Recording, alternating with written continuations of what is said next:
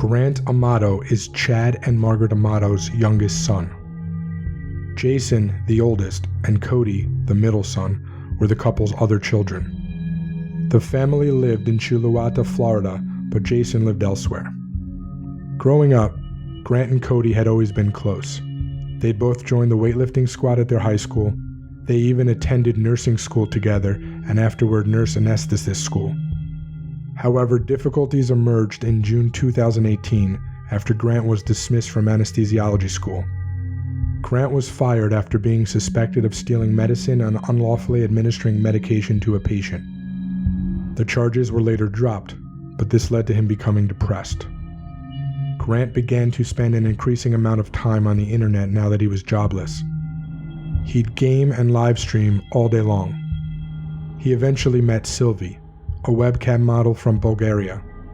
Grant paid thousands of dollars to access Sylvie's sexually graphic images and videos. He watched her pose and dance for hours. He also sent her flowers and sex toys as gifts. Grant began stealing money from his father Chad and brother Cody to support his pricey habit. He stole more than $200,000 in all. He went to his aunt's house in December 2018 following an altercation with his family over his conduct and grabbed her credit card information. Cody vowed to repay her on behalf of his brother, and the family encouraged her not to seek charges. Frustrated and angered with his actions, Grant's family checked him into a South Florida treatment center for sex and internet addictions. Grant's father gave him a list of easy guidelines to follow when he returned home from the institution in early January 2019. The list was as follows: get a job, go to treatment, and cease interacting with Sylvie. He also disconnected his phone line and changed his Wi-Fi password, denying Grant access to the internet. On the other hand, Grant's mother let him use her phone to send Sylvie Twitter messages. When Chad learned about this on January 24, 2019, he became irate. Grant reported that there was a dispute between the two and stated that his father wanted him out of the house. You know, it wasn't really my intention to continue talking to this woman, but it just kind of happened. And then because there was like that emotional connection, I guess you could say, between her and me, like I like, you know, it felt like a relationship, you know. I didn't want to just stop cold turkey on it. So he had apparently found out, and then unhappy. Right, and one of the stipulations was that he told me at the dinner was, if you speak to this woman again, you're out of the house. Like, I'm kicking you out. You can pack up your shit, and then you're off my property.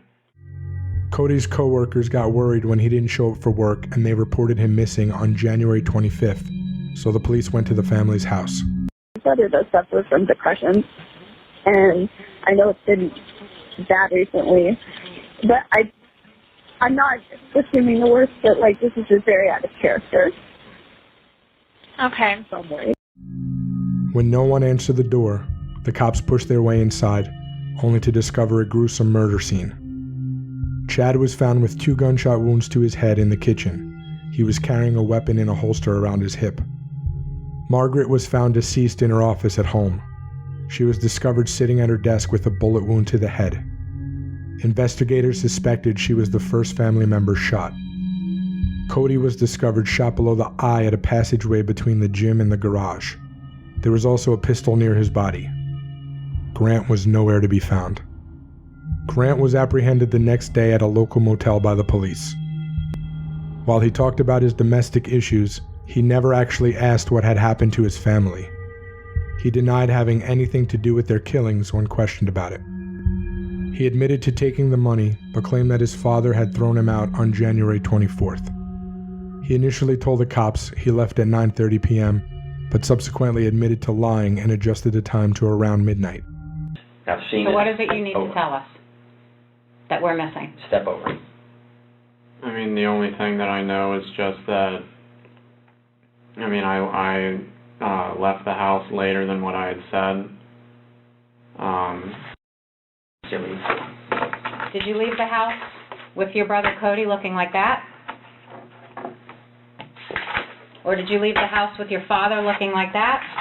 Or your mother? Is that how you left your family? No. Nobody else went into that house. Who left your family like this? If you were the one that's been depressed, you were the one that owes money, you were the one that got into a confrontation with your father, who did this to your family? If you were trying to defend yourself or something else happened, we need to know now to help you. So tell us what happened, Grant. We're here to listen to you. Grant, you need the truth. We're here to make this right. You got to tell the truth. It's on the tip of your tongue, my man. I get that. It's Did your tough. father go after you and you try to protect yourself? No, I didn't do any of this. He claimed to have spent the night in the parking lot of a nearby supermarket before going on a job interview. Police discovered photos of credit cards belonging to Grant's grandmother, uncle, and one of his cousins on his computer. He was eventually charged with the triple murder. The trial began in July of 2019. According to the prosecution, Margaret was shot first at 4:40 p.m., and Chad was shot later when he returned home from work. When Cody returned from the hospital a few hours later, he was killed. They also claimed that Grant had put pistols and bullet casings near the victims to create a murder-suicide scenario, with Cody acting as the assailant. While the shells recovered near the bodies were from the rifle found near Cody, the bullets that killed them were from an unidentified gun. According to the defense, other suspects were not considered, and the crime scene specialist did not adequately examine the scene. Grant was found guilty after 8 hours of deliberation by the jury. He was found guilty on all 3 charges of first-degree murder in August 2019. If you could please stand, Mr. Amato. In the Circuit Court of the 18th Judicial Circuit in and for Seminole County, Florida, State of Florida versus Grant Amato, case number 1933 CFA. Verdict, count 1, Margaret Amato. We, the jury, find the defendant guilty of first-degree premeditated murder. While the jury had the option of recommending the death penalty, they instead recommended a life term without the possibility of parole. During the sentencing phase, an emotional Jason testified. I will never forget the life lessons my father taught me, and I will miss his advice. My mother had the best outlook on life. She always found the good in a situation. There were times I didn't know what to think or do, and my mom was always there to guide me. He said, "Though they are gone, I want everybody to know Chad, Margaret, and Cody were amazing people that will live forever." Grant remains incarcerated at Madison Correctional Institution in Madison County, Florida.